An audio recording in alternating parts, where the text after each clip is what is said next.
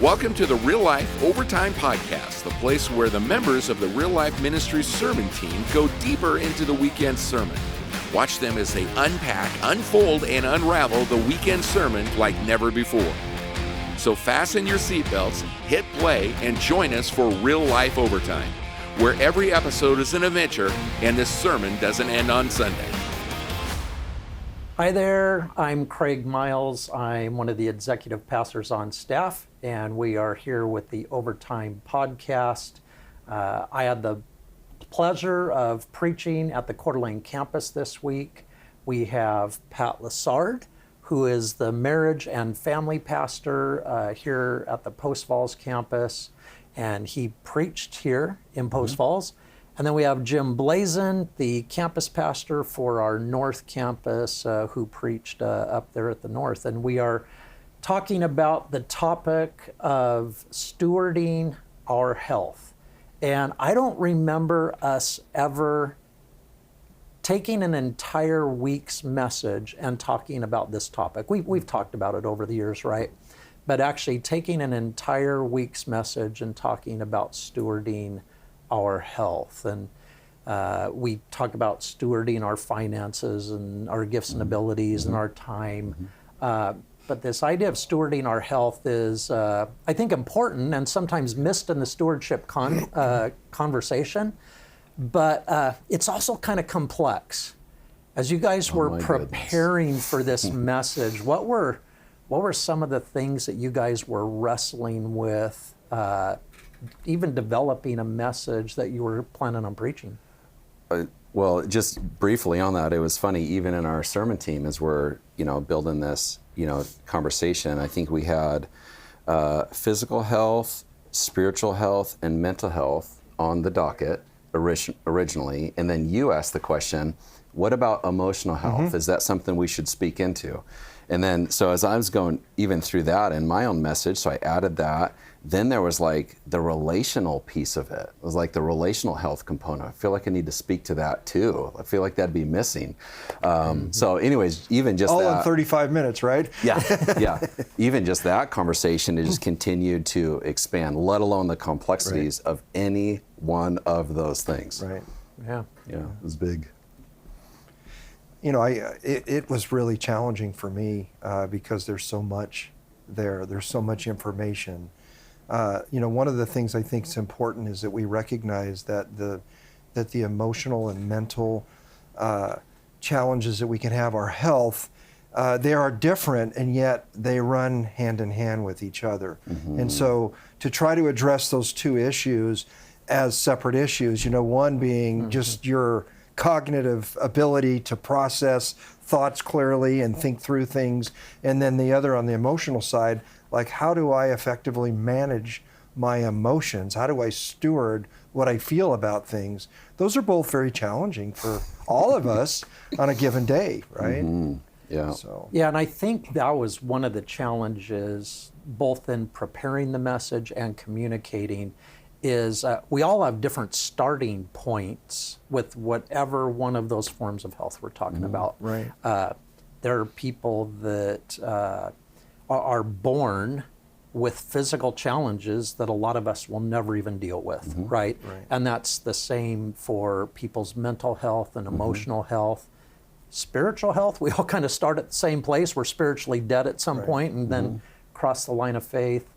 But we still have experiences from our life that can impact that spiritual health and all of that. And just trying to be mindful to not make it sound formulaic. If you just follow these three easy steps, your emotional health will be good, or your mental, or even physical, right? Yeah. Like, even for those of us who don't have like genetic things we were born with that make it, like we all have different body types, we all have different metabolisms and just a lot of those things. And that was part of my challenge, was for people who struggle with unique circumstances, not making them feel defeated, because you were saying this earlier, Jim, they're comparing themselves to the person to the right or the left of them. Yeah, and our world does that really well. And our world elevates physical health, to idolatry, And so there's a huge pitfall as you talk through that. And so how do we, compassionately understand, in grace and truth, speak to that is pretty complex. Think about as well, like one of the things as I was wrestling through the topic was the examples that we have, like family of origin type stuff, even spiritually as well as emotionally and mentally, that influence is massive, right? As we come into like, okay, how do I be faithful with this? Well, all of us come up against whatever that kind of baggage or influence or history is, let alone genetics and the example that we received or lack thereof. This is massive. It's huge. So it's not about perfect health in any sense, but it is about being faithful with what God has entrusted to us, right? As that being our starting line, and it looks very different for each one of us. One of the things that Jim Putman said, I've heard him say it several times over the years, he used this picture of a laptop and the default screen. And when you turn your computer on, you have that screen, and you can post and place all kinds of pictures that make you feel a certain way when you look at that screen. But it isn't until you actually click past that screen, past maybe those identities, those false images that we place on ourselves to protect ourselves, that we get past that and we engage God, the spiritual, the abiding peace, that it's just imperative that we do that. I don't know how else. I mean, I was telling you guys earlier, one of the texts I used was Matthew 7, when Jesus says, anyone who hears these words of mine and puts them into practice. And I would say one of the more challenging things in this whole subject is the discipline to practice, whether it's our spiritual disciplines, our time in the Word, our prayer, our worship, all that stuff, or if it's working out, doing cardio, eating clean diet, all that stuff, or if it's managing, taking our thoughts captive. Every one of them, there's an active role that we play in it. It's hard. Yep. And there's a lot in our culture about avoiding hard things, right? And like almost anything worth doing is hard, honestly. And that was part of my discussion in this was apparently to Peter and James, who both wrote about trials and the hard, like they thought it was good that we were going through hard. And we have a culture that says avoid hard at any cost. And yet as believers, like we're supposed to embrace the hard, and that's part of what helps us develop good health, regardless of the type of health that we're talking about. I think about even with that, as I was reflecting in my own sermon prep, of just how God has grown me and helped me mature a step at a time throughout the years, following Jesus for 25 years. And it has been oftentimes through those hard times. It's very much just what you said. I mean, it's been through the struggle, it's been through the challenge, it's been through him not answering prayers the way I wanted him to, or taking away certain pain points, allowing certain brokenness and struggles to remain, that I've grown in those very things, learned new complexities of how he made us, and to be made in his image and likeness, and the complexities of that, the different elements, and how multifaceted that is. It's been very much a part of my own growth. And so it seems that he's okay with that process. He's okay with that long, slow, hard, not clean way of helping us grow and mature and learn to be faithful stewards. He's way more okay with it than I am. Yeah, that's right. Well, dude. one of the things that I was I wasn't laughing, but you preach on a subject like this and then you get to try it out yourself. And so last night, I didn't sleep super well. One of the texts I used was 2 Corinthians 5, or 2 Corinthians 10, talking about taking our thoughts captive. And that word captive, it really means like prisoner of war. It's an aggressive, demonstrative action that we take. And I found myself this morning having to get up and read Philippians 4:8, just going back and going, whatever is good, whatever is lovely, whatever is pure, whatever is admirable, whatever is praiseworthy, set my mind in those things. Because in the middle of the night last night, there was a battle going on. And one of the things that I think is important for us is that the devil doesn't, for us to understand, is the devil doesn't want us to be balanced and to holistically be healthy as people. He wants us to be out of balance and off kilter and feeling like a sluggard and depressed and you know, and so there's this battle, and that's just the reality of life on earth. Is like what you said, there's hard in it. Yeah. Yeah. I know for me, one of the things as I was just doing my studying, how interconnected every piece of the health that we talked about is. Like at first I was like, oh, mental health connects to all of these because our brains kind of inform. But then I'm like, but my emotional health connects to all of it, and my physical health they're all just so interconnected. And I find a lot of people will focus a lot on a specific aspect of their health, whether it's physical or spiritual or whatever, and just kind of ignore some of the others, and how unhealthy that is. And I don't know if you have any thoughts about people you know, or people that came up to you and talked to you about that, or even in your own life, examples of that. Well, I used the example. I had open heart surgery in June, and I had no idea. So I was leading up to it for about a year. I remember telling you, I just felt really stupid. Like the elevator wasn't going to the top floor. And what I didn't realize physically is that I was not having the right amount of blood and oxygen going to my brain. The result of that is that I started to get very depressed, that I didn't, from an activity perspective, I didn't want to do anything, so I was lethargic. I mean, it impacted everything about me, how I felt, what I was thinking. It's mentally, emotionally. We are so uniquely made and connected in these areas. If Inseparable. you don't, right? Wow. Well, I guess that's part of what I love that we stepped into this, because I don't remember, haven't been a part of real life for a long time. I don't remember us stepping into this. And so it's really intriguing. And then, hearing tons of feedback, from people as well, going, wow, that's so great that you guys spoke, to all these different, complexities. And I haven't thought in those ways in discipleship or my own health.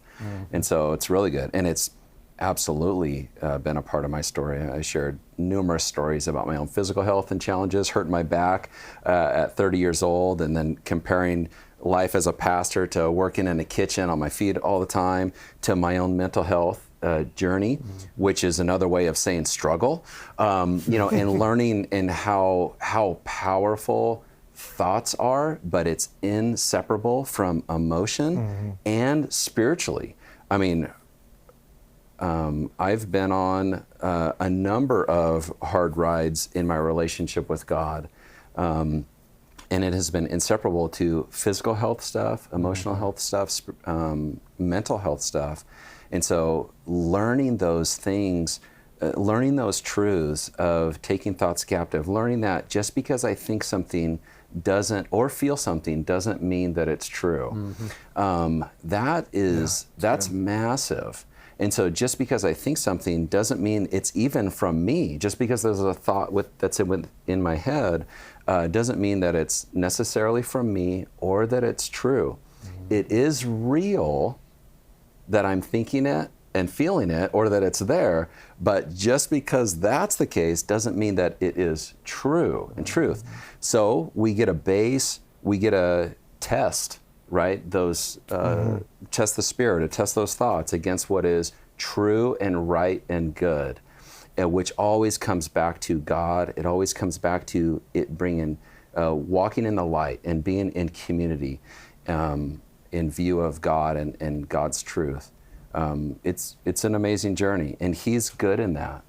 He's good in that, and He's been good to me in that. In the midst of the struggle and the confusion and doubt and fuzziness, and it's quite a ride. Yeah, my wife and I, when we're talking to people, oftentimes about their relational health, we ask the question, well, what do you feel about this relationship or this struggle or this conflict or whatever, and what do you think about it? And then we go, but what do you know about it? Just what you were just saying. Like, what I think about a situation, I got there for a reason, but then when I have to examine what do I actually know about the other person, the situation, what they're thinking, it's oftentimes very little, even though I have lots of thoughts and oftentimes lots of feelings about a situation or a person. Yeah. Something I think that's just so powerful in this conversation is, what we know. I know that I'm not alone in my own thoughts and feelings and struggles or challenges. And even looking at the word, I know Moses himself struggled, and he got to the place of going, God, just take me. I want to be with you. Let alone Elijah. Let alone, I think it's in, is it 1 Thessalonians? Paul said, my brothers, he says this. He says, I did not want you guys to be unaware of the struggles we had in Asia, that we were so suffering and struggling, we were despairing of life itself. Right. He makes a point to put that on their, in their knowledge, right? In their awareness. I did not want you to know, or to not know, that we were struggling this much. But he says God used it. God used it for the advancement of his purposes.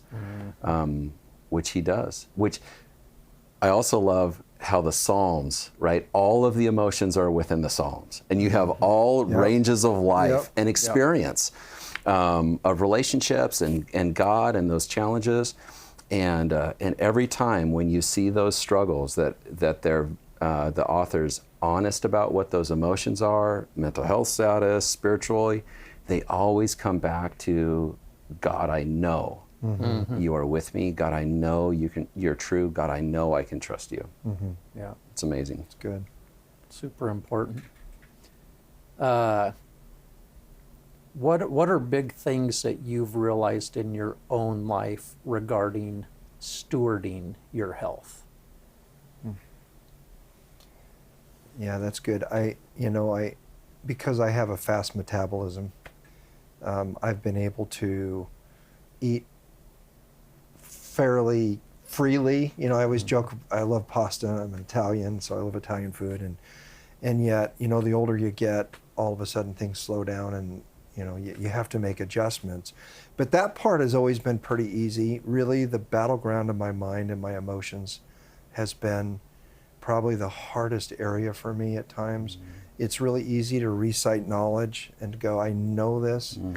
But to actually sit down and go through the process of surrendering, like Paul says in Romans 12:1, offer our bodies as a living sacrifice. It's really easy to read that and go, what does that part of my body look like?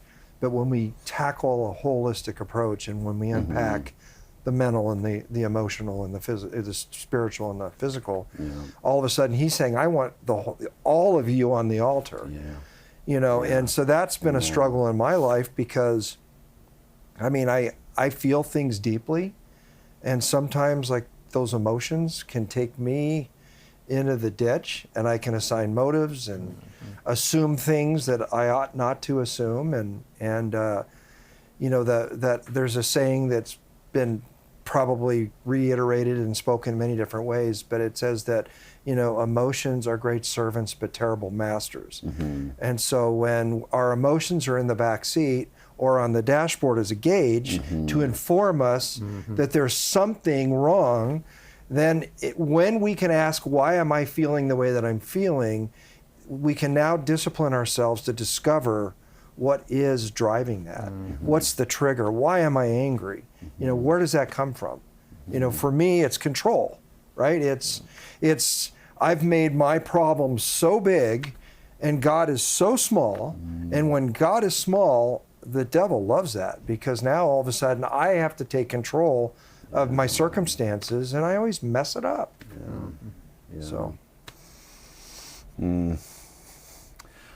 Yeah, that's good. Definitely affirming the complexities of it all being connected. I'd say a couple things in my journey. I've spent a fair amount of time going through like recovery material and groups and helping lead those things. And so I have a huge advantage in that sense, I'd say, by being pretty introspective and having done a lot of that kind of deep work, soul work, heart work, and stuff like that.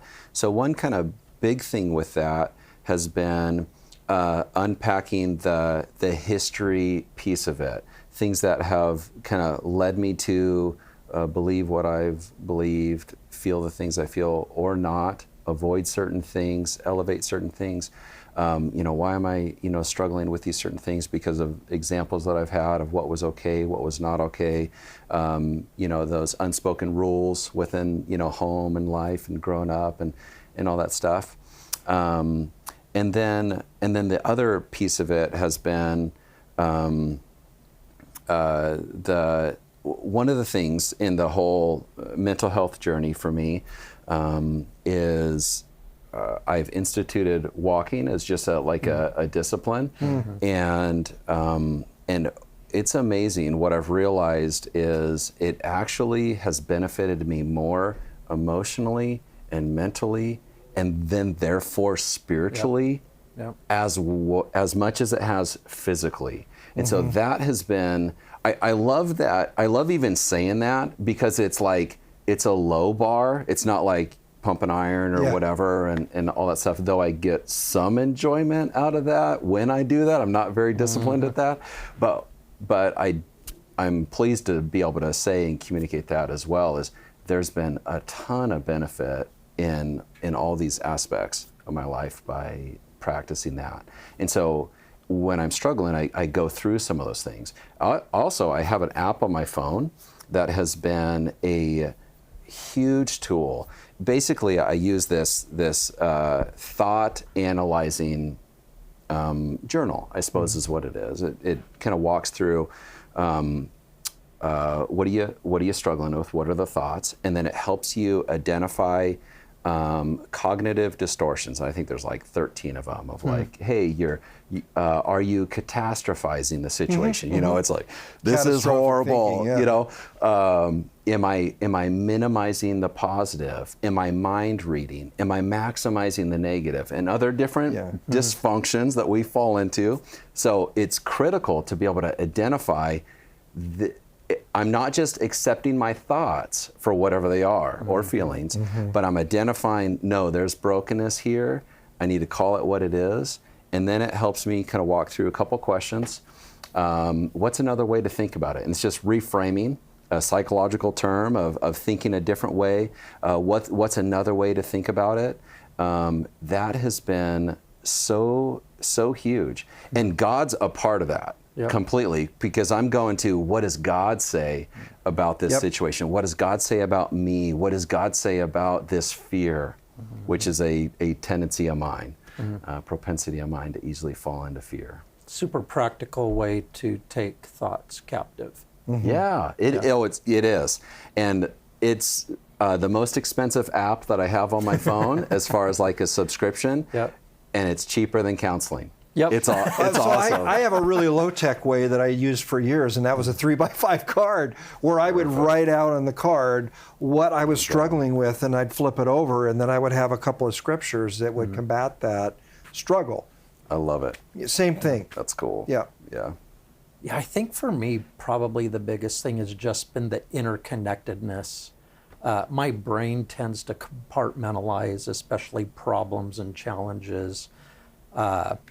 And it took me a long time to figure out how much my level of physical activity impacts my emotional and mental health.